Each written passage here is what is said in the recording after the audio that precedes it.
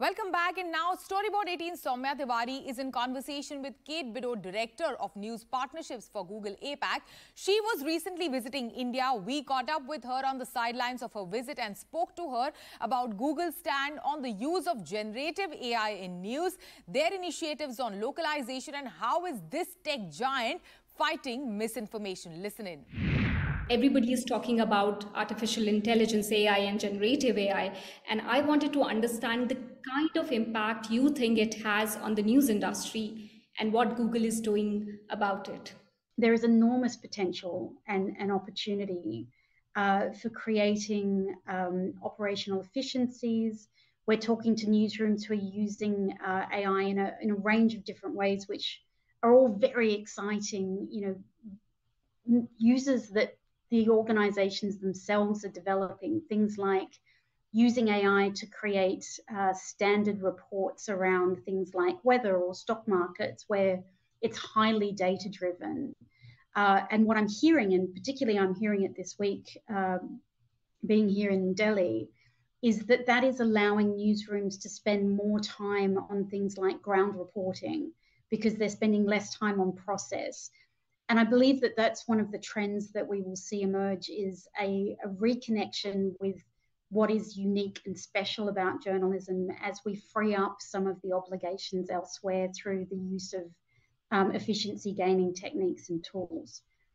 But the other thing I would say is it's very early days, and we need really strong partnerships and really open conversations as we navigate the different ways that this technology can be used, and we're very keen to hear how people are using it, and we're also very keen to listen to concerns as we shape our own responsible responses to the opportunity that the technology brings. Tell us a little bit more on personalization and localization of news, and what are the exciting initiatives that are happening in the India market?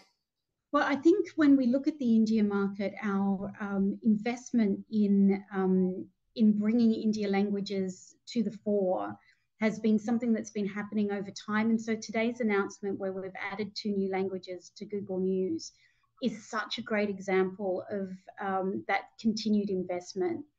And we've recently run some research on the Indian language user, and we're seeing things that I think possibly have surprised the industry a little bit in regards to how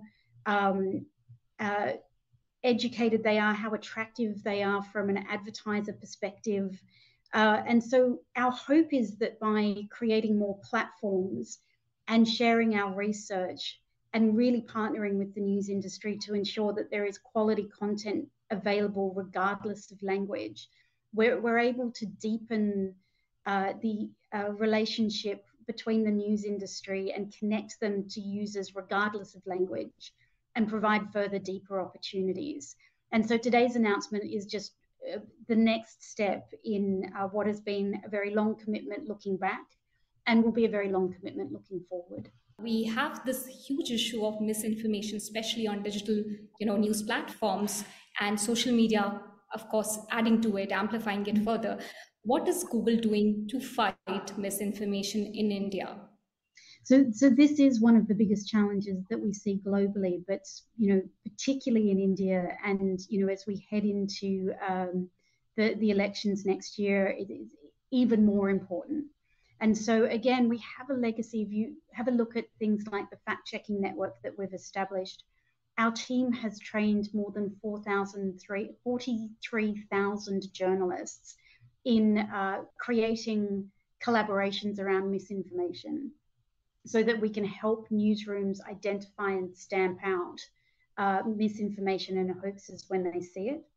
We also, on the other side of the equation, invest very heavily with users in media literacy campaigns, and it's important to us that we are helping users, not just students or young people, but anybody who is digitally literate and savvy, to think critically about what it is that they're seeing. Where did it come from? What was the source? How can they make sure that they are not inadvertently perpetuating misinformation?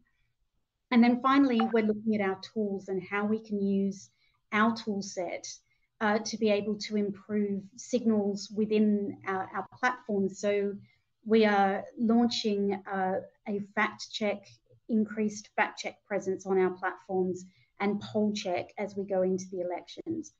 And so when we think about how we fight misinformation, we firstly think of it as having to be a collaboration and a partnership. When we think about our relationship with the news industry in regards to misinformation, it comes down to three pillars. The first is what are we doing in collaboration with newsrooms? Second is how are we educating the user? And the third is what can we do from a product perspective to ensure that those two pieces come together efficiently? And so this is something that we will continue to ramp our investment in as we move through into this next election period.